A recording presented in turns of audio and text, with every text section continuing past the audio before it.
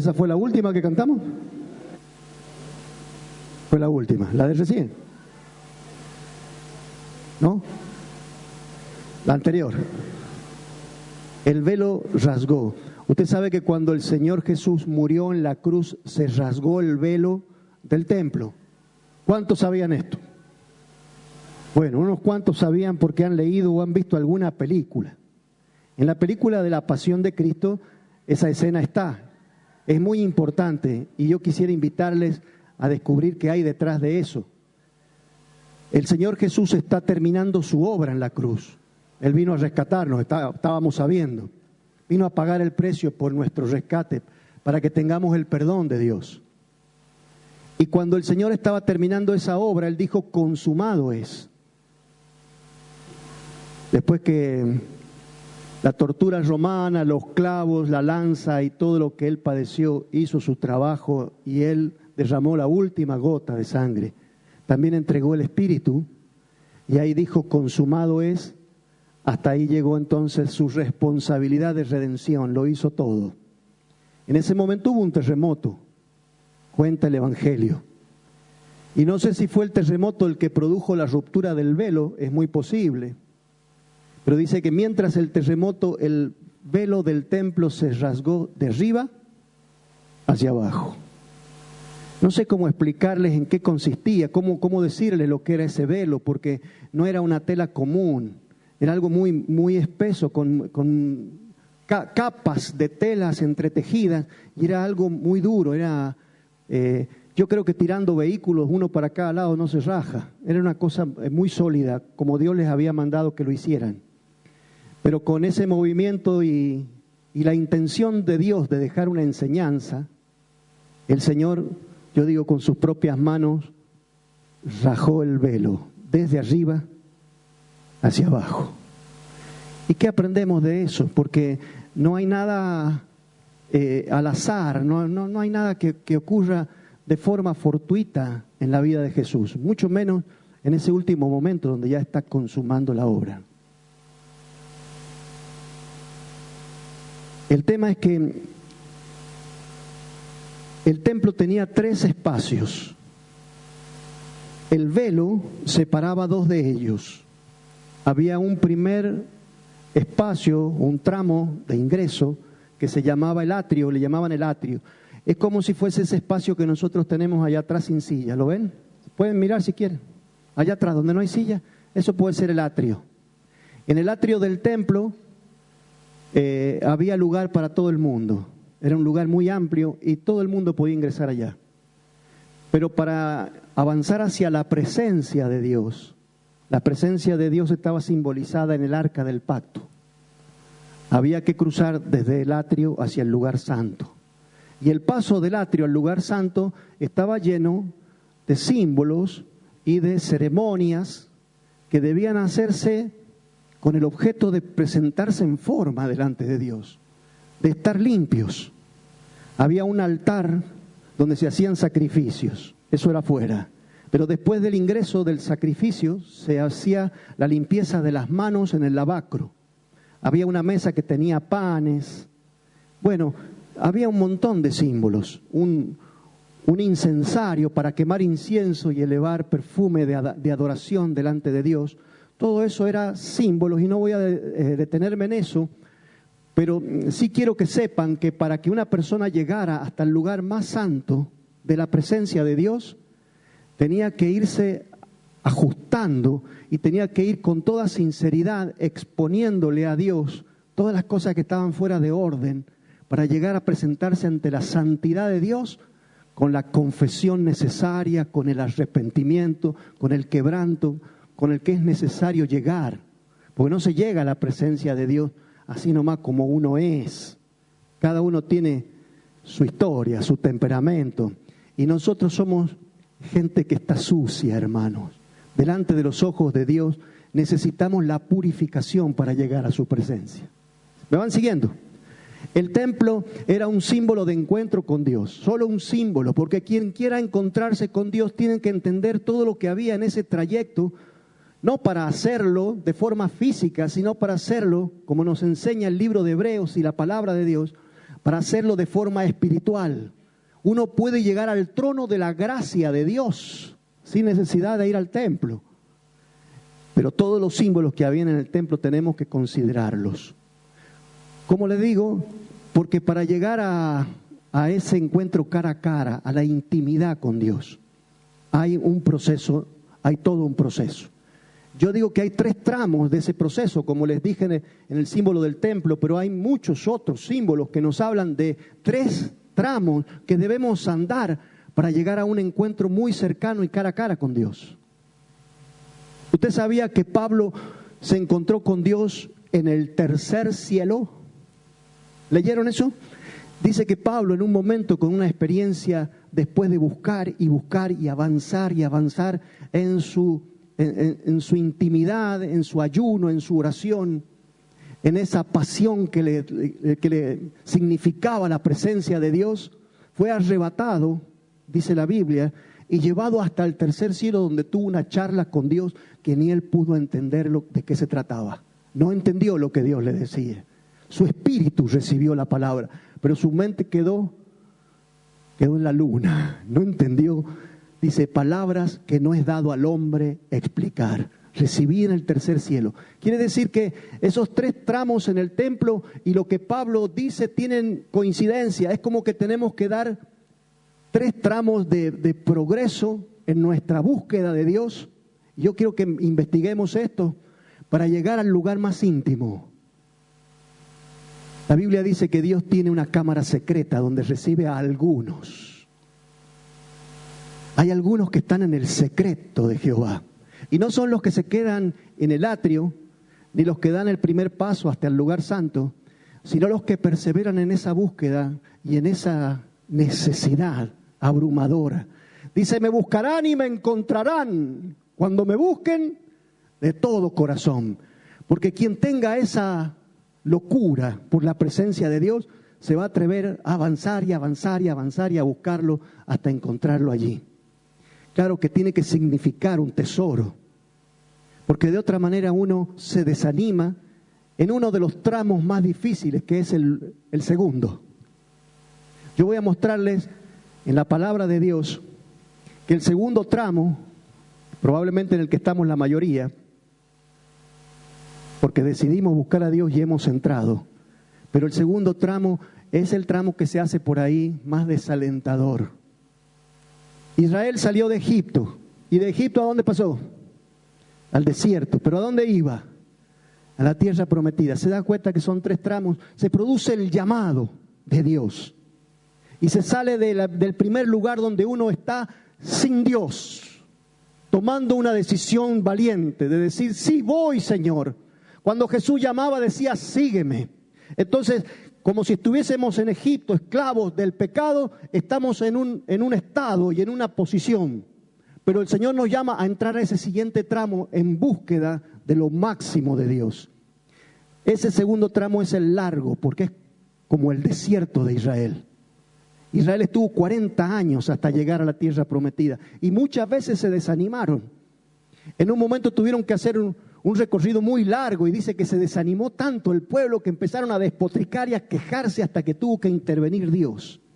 Y les mandó una plaga ahí para que se arrepientan, porque era un pueblo especial y Dios había hecho promesas preciosísimas para que ellos, animados por la expectativa de la meta final, se deshagan del desánimo y con toda confianza avancen por largo que se haga ese desierto. ¿Usted quiere llegar a esa intimidad con el Señor y quiere ser un amigo de Él? Bueno, ayúdeme, Salmos capítulo 24, yo le voy a mostrar en otro símbolo precioso cómo es que se consigue esto. Y después que lo sepa, no lo guarde, aplíquelo, aunque se le haga largo. Uno encuentra al Señor cuando Él lo llama, pero lo encuentra en un ámbito no tan íntimo, por ahí en un ámbito de comunión compartida. Dios te quiere en la intimidad y en lo secreto de su cámara más íntima. Y esto es lo que quiero proponerte ahora, porque allí es donde está el grueso de las bendiciones. Ahí está la vida más abundante. Salmos capítulo 24 dice, de Jehová es la tierra y su plenitud el mundo, y los que en él habitan. Voy a tomar un ratito con ese versículo. ¿Usted sabía que la tierra es del Señor? ¿Están de acuerdo conmigo? Rápido, respóndame, ¿de quién son las Malvinas? ¿De los ingleses o de los argentinos? Grande, me ganaste. Las Islas Malvinas son de Dios y todo lo que el hombre dice es mío, es de Dios. Él nos hizo, es el único creador. Nada existe si no es por el poder de su mano. Por ahí nos permite Dios en su misericordia que administremos cosas, unos más, otros menos, y tenemos un espacio, algunos tenemos 1 metro cuadrado, otros tienen 10, otros tienen 100, y otros, en fin, por ahí, con un corazón más avaro, se hacen de la tierra como si fuera suya. Pero este texto dice, de Jehová es la tierra. Y no solo la tierra, ¿qué más? El mundo y los que en él habitan. ¿De quién es usted?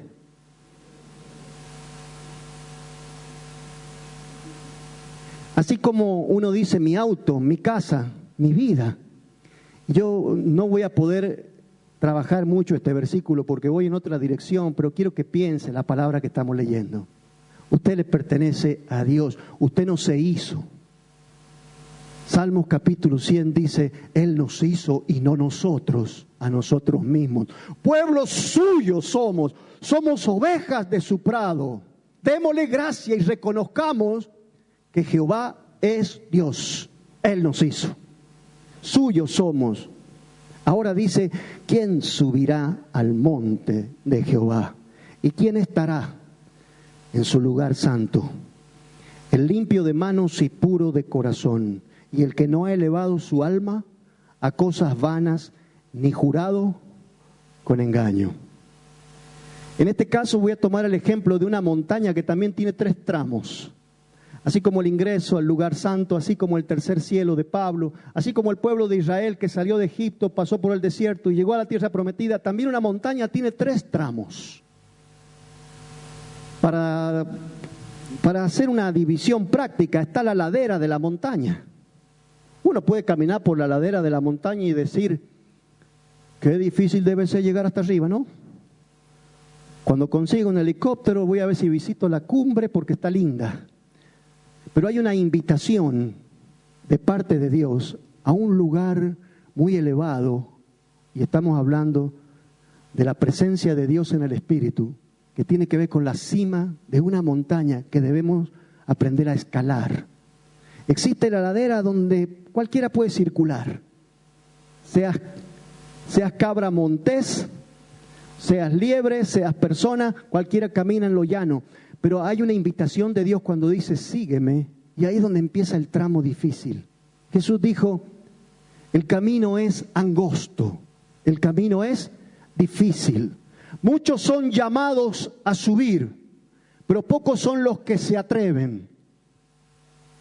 En el atrio que simbolizaría la ladera de la montaña hay miles de personas, pero cuando el Señor dice, síganme, ya son menos.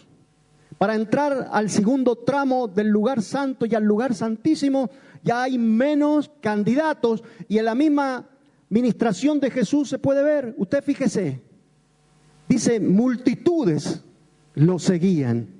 Y al ver las multitudes comenzaba a decirles en qué consistía el desafío de ir a Dios.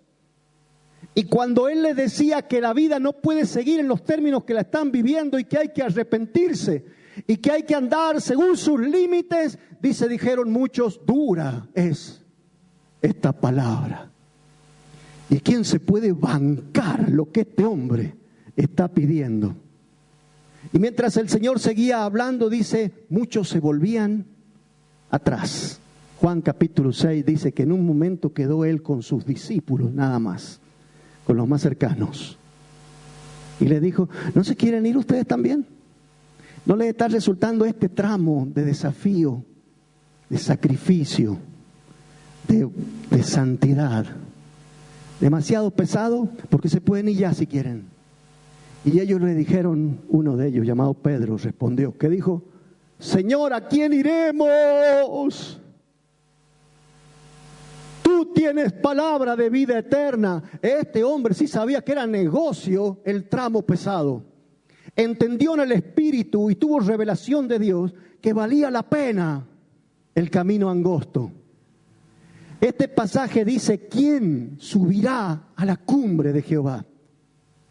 ¿Quién llegará a lo más íntimo de su presencia? Y la respuesta está ahí: el limpio de manos y puro de corazón. También el que no ha elevado su alma a cosas vanas ni jurado con engaño. ¿Usted quiere llegar a la cumbre? Tiene que vivir una vida dedicada de esta manera, en la pasión del encuentro con Dios. Usted tiene que ser capaz de renunciar y a desechar tantas cosas que ensucian nuestras manos y que dejan contaminado nuestro corazón. Al buscar a Dios tenemos que ir en esa convicción de que sin santidad nadie verá a Dios. ¿Y qué tiene que ser uno? ¿Un ángel del cielo? No, tiene que ser una persona que persevera. Y persevera en esta búsqueda de agradarle, andando la vida de la forma que Dios manda. ¿Qué es limpio de manos? Alguien que no está contaminado o no está sucio por los gestos de su vida cotidiana, que no anda haciendo macanas, no usa su boca para maldecir, no está escuchando chismes, porque las manos simbolizan nuestras acciones. Y el que tiene las manos limpias es un símbolo de una persona que tiene una determinada conducta, porque ha decidido vivir para el Señor. Y Dios lo va a sustentar, y Dios lo va a fortalecer mientras permanezca en esa convicción. Venga la mano como venga. Porque a veces uno dice: tuve que mentir, tuve que meterle una piña, tuve que insultarlo y no me quedó otra más que romper. En realidad, el que no obedece la palabra tal cual está escrita, de forma detallada, ese camino angosto que Dios dice, ensucia sus manos cuando vive aún justificando sus hechos que van a contrapelo de la voluntad de Dios. Dice el Señor: si te hieren una mejilla, vuélvele también la otra. Pero tenemos nuestras justificaciones. Y si esa mujer se me entregó, ¿qué querías que hiciera? Yo no soy de fierro. Tenemos muchas justificaciones por las cuales nuestras manos se ensucian en nuestro andar, mientras hemos decidido amar a Dios y estamos ahí ensuciando las manos creyendo que vamos a poder seguir avanzando, pero ahí nos hemos quedado en ese segundo tramo, el largo. Ahora, en el ingreso al lugar santísimo había un lavatorio que estaba compuesto por espejos, y el lavatorio mostraba tu rostro y te hacía saber en las condiciones que estaban. Servía para lavarse las manos. Para ir a buscar a Dios hay que estar limpio de acciones que lo han ofendido al Señor. Y cómo uno se lava de haber ofendido a Dios en su andar, en su vida. Porque me enojé con mi mujer porque me tiene podrido y le canté las 40, y si querés te vas a la casa de tu madre. O me enojé con mi hijo porque él me hace rabiar. Y dice la palabra de Dios que no nos airemos, que no maldigamos. Y uno se justifica y deja las manos sucias, pero entonces ya no avanza. Y sin embargo va al lavatorio y le dice: Señor, perdóname, quiero llegar hasta el lugar santísimo, límpiame, me quiebro, me arrepiento. Perdón por lo que dije. Y probablemente las personas están todavía cerca, heridas por mi andar, porque les robé, les mentí o algo, alguna traición o algo para sacar ventaja. Hice. Bueno, lave sus manos, porque ¿quién entrará al lugar santo? El limpio de manos. Y además dice: puro de corazón. Porque a veces nosotros en nuestra conducta no dejamos muchas manchas o nada notorio que nos hace ver como una persona indigna de Dios. Y hay por ahí algunos que dicen: qué conducta, ¿no? Qué presencia, qué Señor. Mire, es una señora. ¿Y quién sabe lo que hay adentro de su corazón? Solamente dice: Dios conoce. Y el dueño de esa alma la tiene clara. Porque si hay envidia, ¿cómo nos enteramos? solamente porque le barrió la mugre y se la tiró en la vereda y a lo mejor quedó registrado en una cámara de seguridad. Pero la envidia, los celos, la ira y tantas emociones que son íntimas de nuestro corazón, solo las ve Dios. Y Él sabe si nuestro corazón se ha manchado.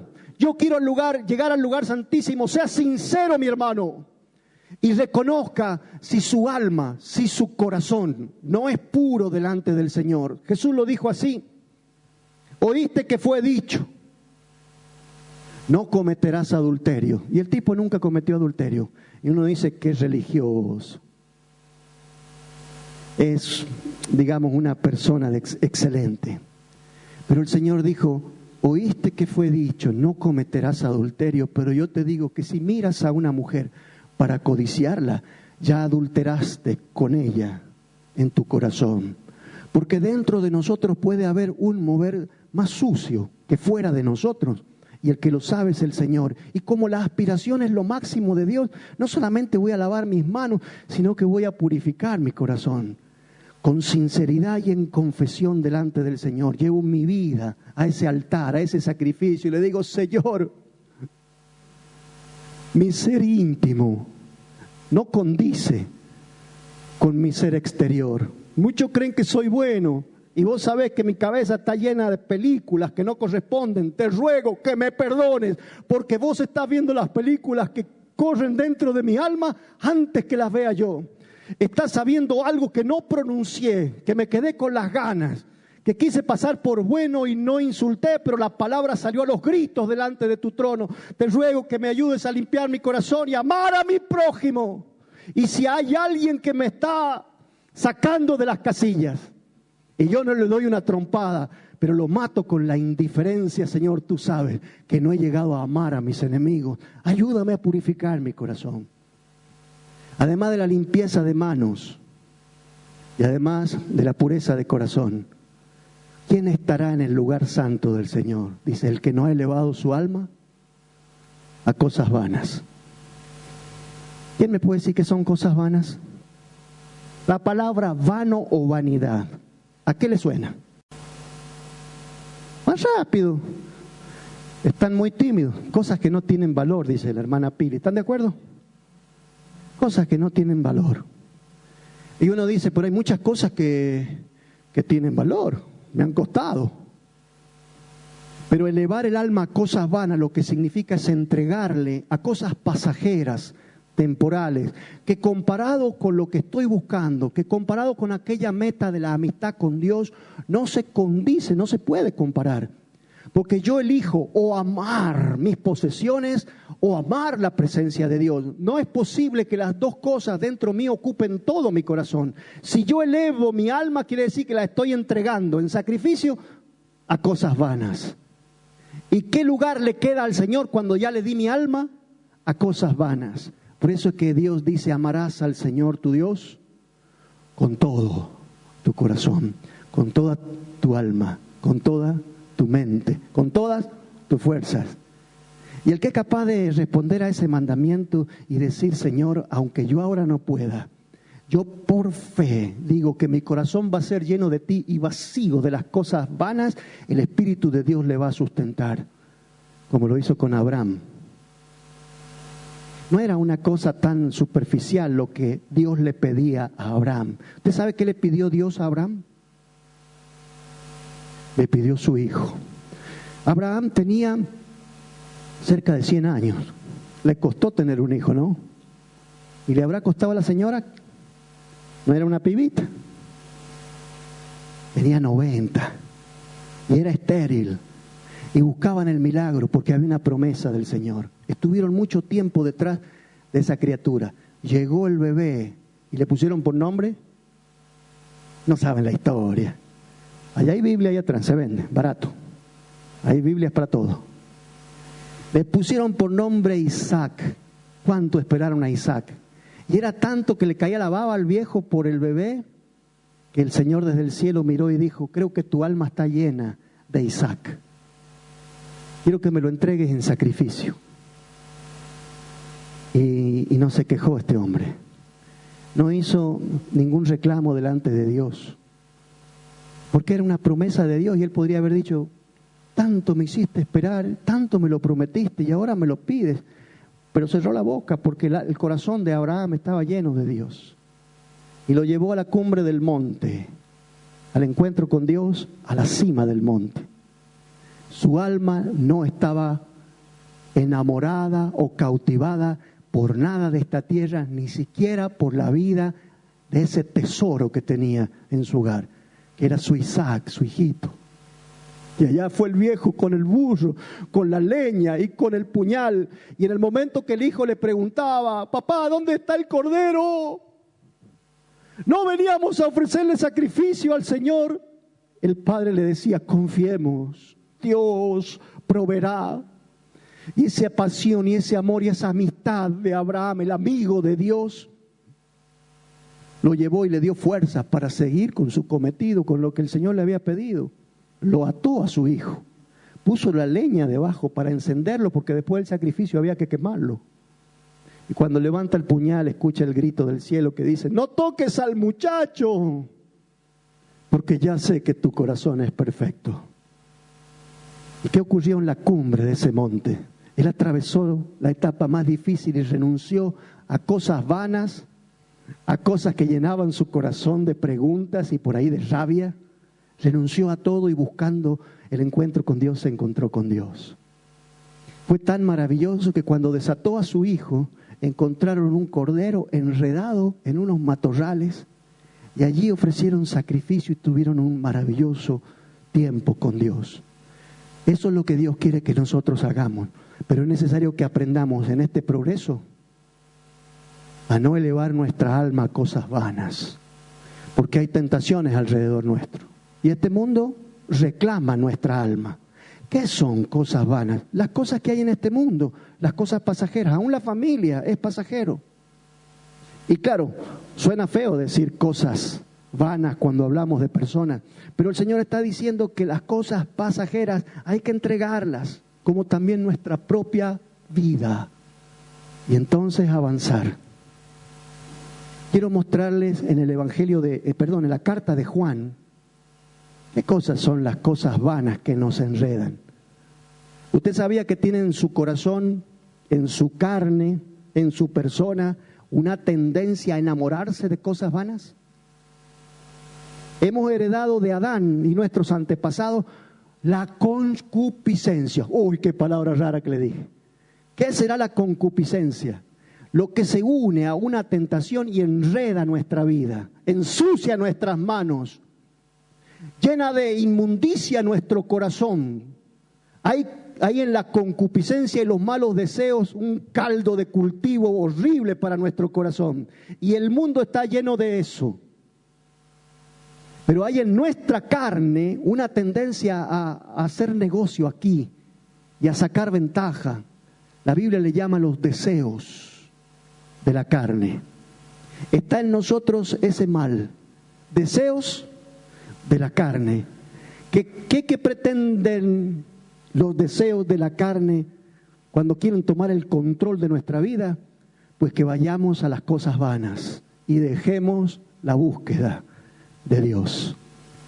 Y cuando se hace largo el encuentro con Dios y uno dice, ¿cuándo llegaré a ese momento mágico de encuentro con Dios en el que aparecen los ángeles y el Señor se transfigura? ¿O cuándo llegaré hasta el tercer cielo como Pablo? ¿O cuándo se me hace largo? Yo busco a Dios y no tengo una experiencia como esa. Entonces cuando se hace largo esto, uno empieza a hacer negocio, porque hay una propuesta de este mundo y del tentador, que yo quiero que lo tome en cuenta, para que uno se distraiga y ya no siga en la misma determinación de llegar al lugar santísimo. Cuando yo pregunté quién quiere ir a la cima, ustedes me dijeron yo, la mayoría. ¿Quién quiere entrar al lugar santísimo de la intimidad con Dios? La mayoría. Ahora tiene que entender que va a tener esta batalla. ¿Qué batalla? Pues la tentación para que nuestra alma se enrede en cosas vanas. Aquí en la carta de Juan, capítulo 2, versículo 15, escucha este versículo. No améis al mundo. Dígale al que tiene más cerca suyo, no es negocio. No es negocio. No améis al mundo ni las cosas que están en el mundo, porque si alguno ama al mundo se pierde el amor del Padre. Si uno ama al mundo no hay lugar para el amor del Padre.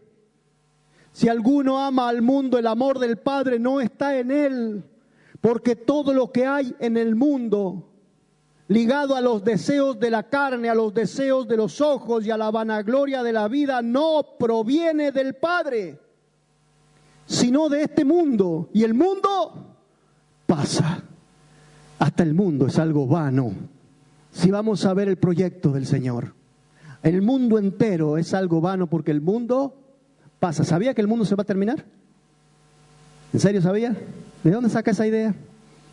Mire, aunque no lo leamos en la Biblia, escuche la ciencia, escuche a los ambientalistas y todo lo que está profetizado. Tiene mucha relación con lo que se está viviendo ya. Ya no vamos a tener glaciares pronto. Y pronto. Y la Biblia dice que los elementos serán desechos, porque el hombre quiere la guerra y quiere prevalecer. Y si uno toca un botón, uno de estos dos grandotes toca el botón, el otro le toca 10 botones. ¿Y quién está en el medio? Todos. Y el mundo pasa y sus deseos, pero el que hace la voluntad de Dios permanece para siempre. Eso es negocio.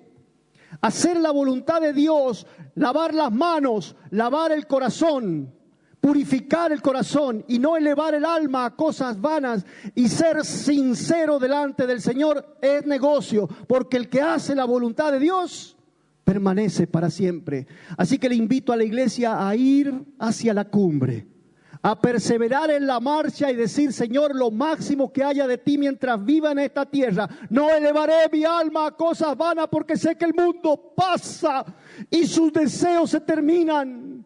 Pero el que hace la voluntad de Dios, por largo que parezca este trecho, por angosto y difícil que parezca, permanece para siempre. Además del mundo y además de los deseos que hay en nosotros, está en acción también el que la Biblia llama el tentador. Porque existe una figura que el Señor desenmascara y lo expone en toda su palabra, que pretende que sí hagamos negocio, que nuestra carne con este mundo quede enredada, que nuestra alma quede llena de cosas vanas, que se interrumpa la marcha. Y para eso está el tentador. ¿Desde cuándo está en acción? Bueno, desde que hay hombre en la tierra. Antes de que llegara el Señor a crear al hombre y a la mujer, Adán y Eva, ya estaba Satanás aquí. El caos que había en el mundo antes de que fuera creado no es típico de la obra de Dios. Es porque el Señor ya había echado a Satanás acá, a este espacio. Lo cuenta la Biblia. Uy, ¿qué está diciendo? ¿Qué teología es esa? Está en el libro de Ezequiel.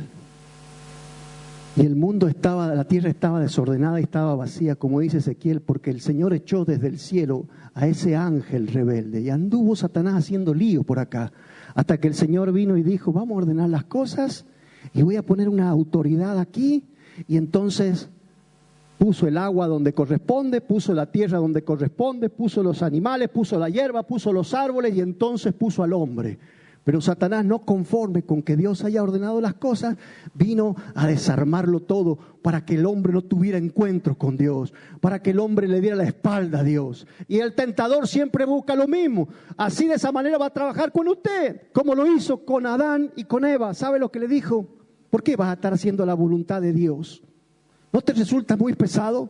¿No te gustaría elevar tu alma a alguna que otra cosita vana?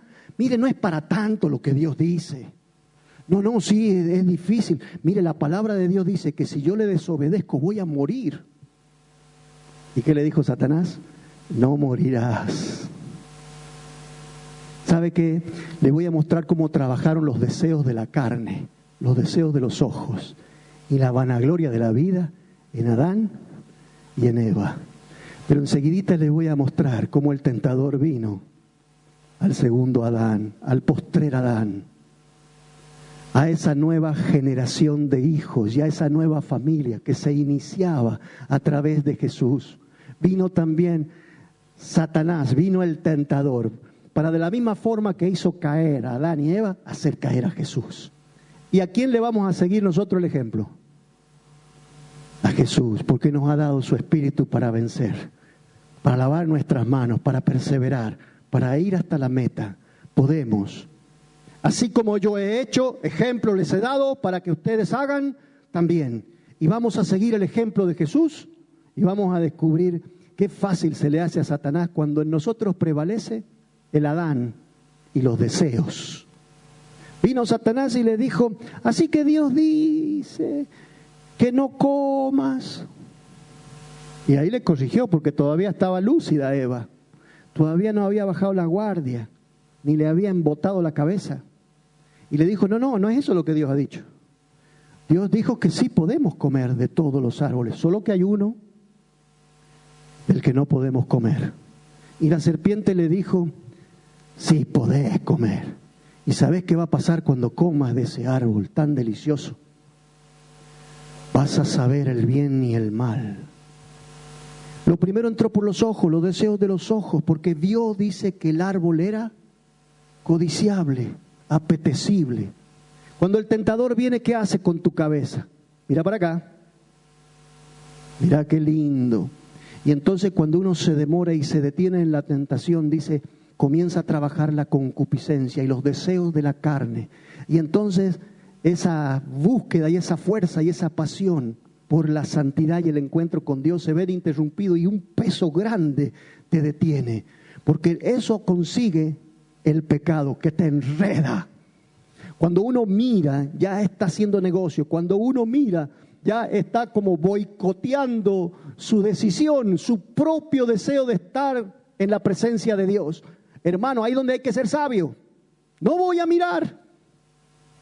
Pero la última película, si te has visto todas, vete esta última. Y esa fue la conversación, no es para tanto, le dijo Satanás a Eva. Y culpa de las mujeres. ¿Hay mujeres aquí? ¿Ves? Porque fue Eva, ¿o no? ¿Estamos de acuerdo? No, mentira. El principal responsable fue Adán. Porque aunque Eva comió del fruto, después el gobernado de su marido le dijo, ¿qué tal sale? ¿Qué tal? ¿Estás rico? Y ella le dio a comer y él comió también. Porque los dos miraron y se olvidaron de la voluntad de Dios. ¿Cuál era la voluntad de Dios? La voluntad de Dios es, no comerás de él. Puedes comer de todos los árboles. Pero la propuesta era, y vas a saber el bien y el mal. ¿Y sabe qué más le dijo? Para tocar lo que es la vana gloria de la vida, serás como Dios. Y eso es lo que Satanás trabaja con nosotros. Vos no necesitás a Dios, hacé la tuya. Deja que los deseos por ahí, una probadita. Deja que tu nombre sea reconocido y que seas puesto en alto, que la vanagloria no le hace mal a nadie. Deja un poquito a un costado la gloria a Dios y deja que se te dé gloria a vos. ¿Por qué siempre hay que reconocer a Dios? ¿Por qué no vas por tu cuenta? De esa manera trabaja el tentador desde Adán y Eva a todas las generaciones y hasta nuestra vida va a intentar lo mismo porque sabe de los deseos que hay en nuestra carne, de la concupiscencia que hay de nosotros, sabe las ventajas que tiene porque el mundo ofrece y ofrece, distrae, ilumina para distintos focos, para sacarnos de la meta, para sacarnos del camino. Sabe Satanás lo que hay en vos y cómo provocarte, por supuesto. A mí de una forma, a los más jóvenes de otro, a las mujeres de una, a los ancianos de otra, pero siempre hay en nuestra carne una tendencia que Satanás conoce. Y cuando Él te está proponiendo algo, lo que está diciendo es, no le hagas caso a Dios, sé vos el que toma la iniciativa. Toma la iniciativa. Hacete valer. Vanagloria y deseos. Por ese lado va el tentador. Quiero mostrarte que después que cayó Adán, dice la Biblia, el pecado vino a todos nosotros. Pero Jesús vino a liberarnos del poder del pecado, de la muerte, de Satanás y del mundo. Y usted ha dicho, yo voy al encuentro, yo lo voy a seguir, yo voy a ir a la cima.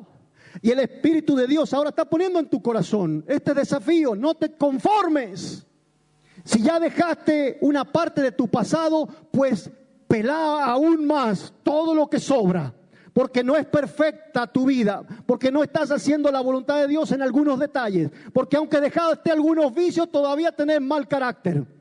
Y porque ahora ya no caes con mujeres, de todas maneras tu mente se enreda. Yo quiero ser perfecto delante de Dios y su Espíritu me va a dar la fuerza, porque voy a estar haciendo negocio con el tentador. Ahora, Señor, que ya entiendo que hay un espíritu de poder en mí para vencer a Satanás, pues yo voy a moverme hasta la cima. Enséñame cómo. ¿Sabe que nos enseñó cómo? Mateo capítulo 4, y con esto vamos a terminar. Mateo capítulo 4 dice el título: La tentación de Jesús. ¿Sabía que el tentador vino a Jesús? ¿Sabe lo que Satanás pensó? Ya sé cómo es con los hombres. Yo hice caer a Adán. Yo prevalecí sobre ese matrimonio con el que Dios empezó el proyecto. Yo sé con mi sabiduría y con todos los años que llevo lidiando con los hombres, cómo hacerlo caer a este que se cree hijo de Dios. Y se fue con todo ánimo Satanás, ni entrenó para la pelea. Se fue Satanás al encuentro con Jesús pensando que tendría el mismo éxito y que las mismas estrategias le iban a dar resultados, porque se trataba de un hombre. ¿Era un hombre Jesús? Sí, sujeto a las pasiones a las que estamos sujetos nosotros. A veces nosotros decimos Jesús no pecó porque era Dios. No nos confundamos. Si así hubiese sido, no hubiese tenido sentido. La idea de Dios era que este cordero que se ofrecía por nosotros, que hemos recordado ahora en Semana Santa, fuese un cordero sin mancha. Si Jesús hubiese caído en pecado, no servía para la redención de la humanidad. Y si Dios lo protegía del pecado haciéndolo inmune a los deseos, tampoco hubiera servido. ¡Qué chiste! Iba a vencer a Satanás porque venía en el poder del cielo. No, fue hecho hombre y estuvo sujeto a pasiones iguales a las nuestras. Jesús tuvo hambre. A Jesús le dolió la traición. Jesús amaba. A Jesús podían latigarlo y sangraba. Y al Señor, cada vez que le hacían un menosprecio, su corazón se dolía. No era fácil saber lo que le iba a ocurrir. Él no tenía una coraza alrededor suyo ni un escudo sobrenatural. Dios lo entregó, lo hizo hombre. Y allí Satanás dijo, siendo hombre, ya sé cómo, yo lo voy a manejar a este, y nadie va a llegar a Dios en santidad. Nadie va a conseguir que se cumpla ese propósito. Entonces Jesús fue llevado por el Espíritu al desierto para ser tentado por el diablo. Y después de haber ayunado en búsqueda de Dios, porque tenía que buscar a su Padre, ¿o no oraba Jesús? Hacía sacrificios en búsqueda de la amistad de su Padre.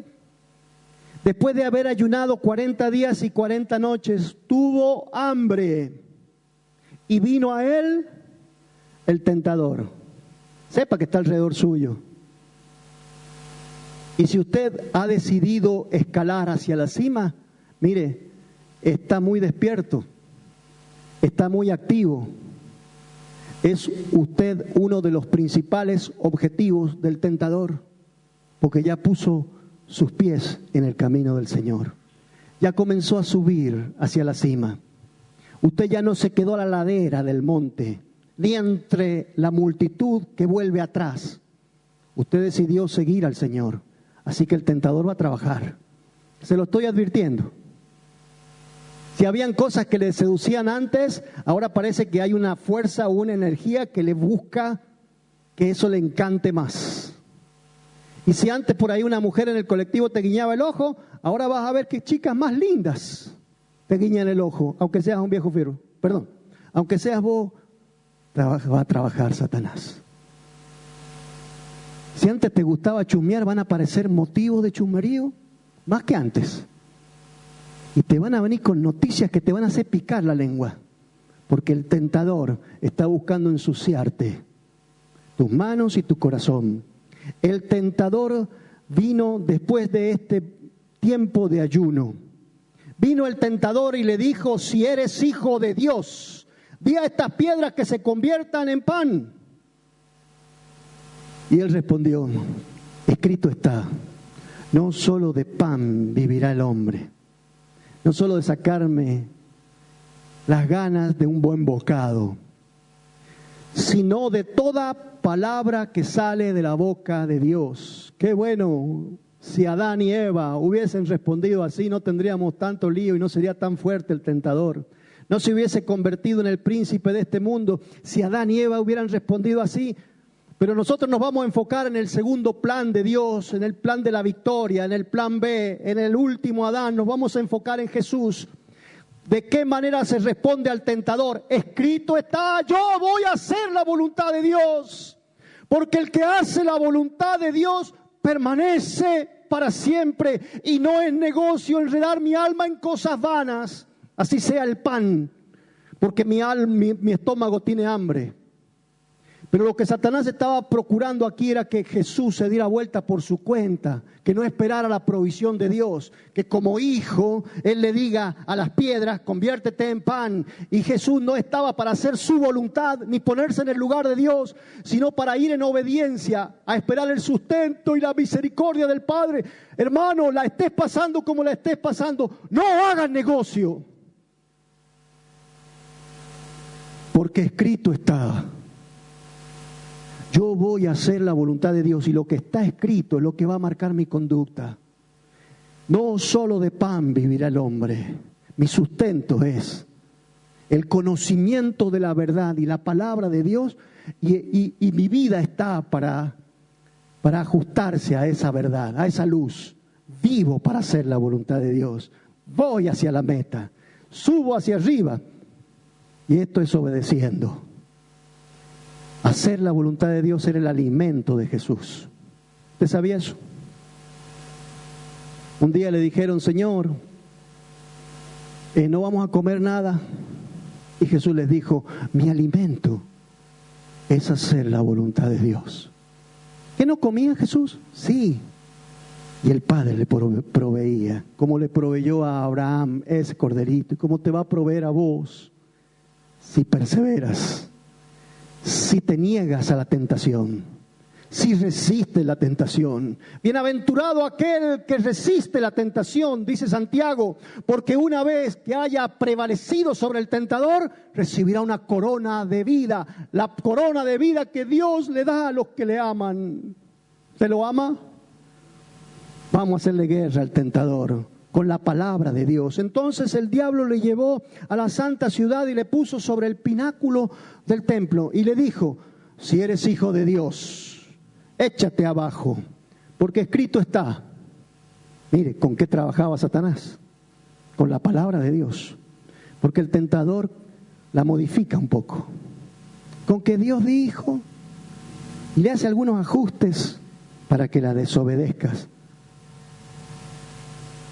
Por eso es que dice que el que no ha elevado su alma a cosas vanas, ni jurado con engaño, sino que es sincero. Uno puede hallar hasta en la palabra de Dios un justificativo para entregarse a algún deseo. Y uno puede decir: y bueno, hasta aquí, bueno, pero la palabra de Dios también dice. A mí me pasó una vez. Me echaron del trabajo y me fui a hacer juicio. Y yo decía: escrito está, el obrero es digno de su salario.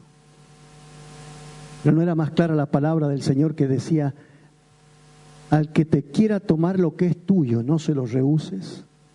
Y si te sacan la túnica, entrégale también la capa. Esa era la palabra que ajustaba. Pero yo tomé la palabra de Dios por parte de Satanás para hacer mi capricho.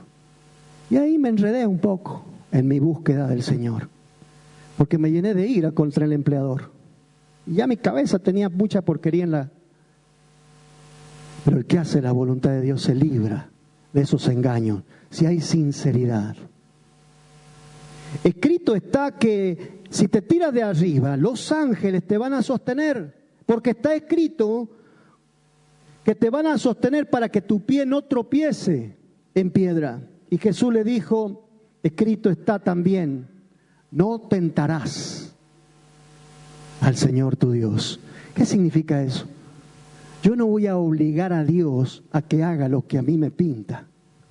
Si el Señor en su palabra me manda a caminar sobre el mar, yo camino sobre el mar, porque Jesús caminó sobre el mar, pero no tentando al Padre.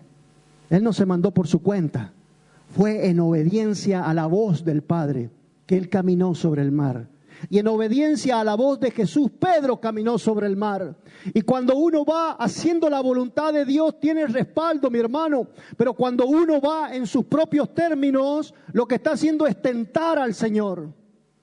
Vos podés ir al bar y chuparte y ponerte hasta las manos y decir, me voy a ir a mi casa en el auto porque Dios me va a cuidar. Y yo te voy a decir que no, porque estás tentando al Señor tu Dios. Lo estás haciendo por tu cuenta. ¿Cuántas veces la misericordia de Dios nos ha alcanzado? Pero nosotros no andamos en obediencia. Ahora, hermano, ¿cuándo es que el Señor respalda a su Hijo? Cuando estás en esa actitud de quebranto y de sumisión, buscando hacer su voluntad. Le está diciendo Jesús a Satanás, no me voy a tirar por mi cuenta para que ocurra un milagro, porque no me lo mandó el Señor. No tentarás al Señor tu Dios.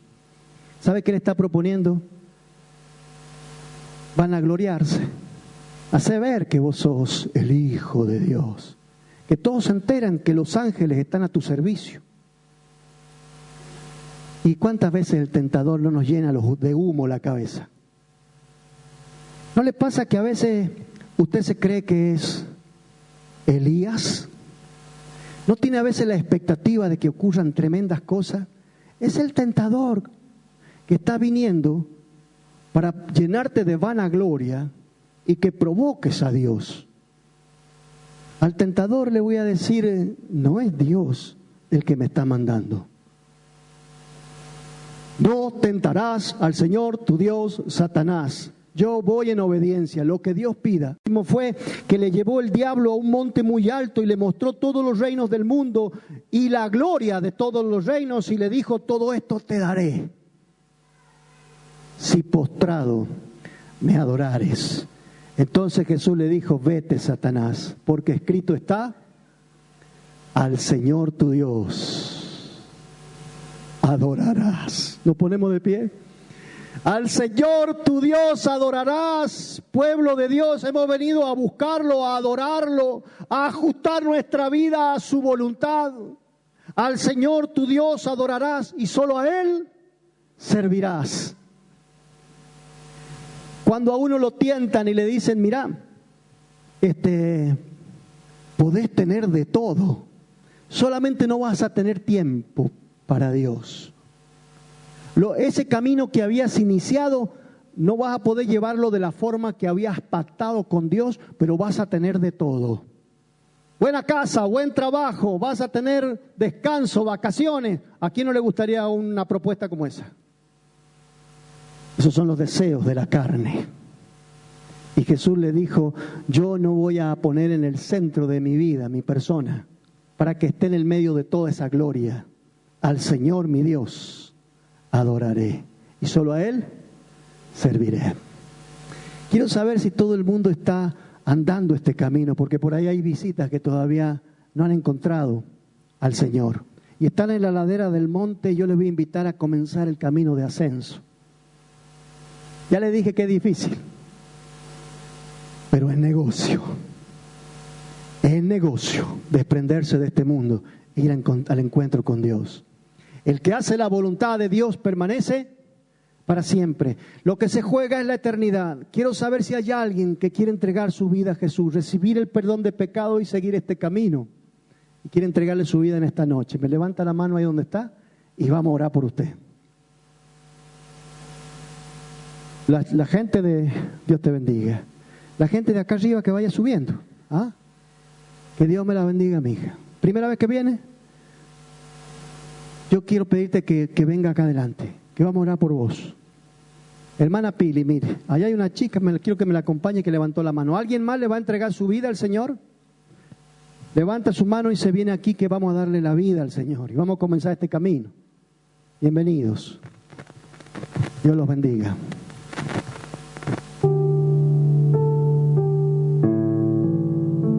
Yo le voy a guiar en una oración.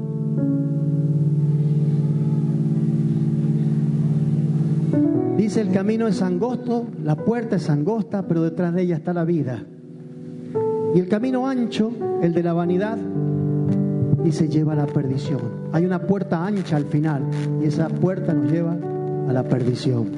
Pero quien hace la voluntad de Dios permanece para siempre. Así que les animo a unírsenos en este camino. El Señor le va a dar fuerza y ustedes van a poder vencer. ¿Ah? Esta es la oración. Mire, dígale así: Padre,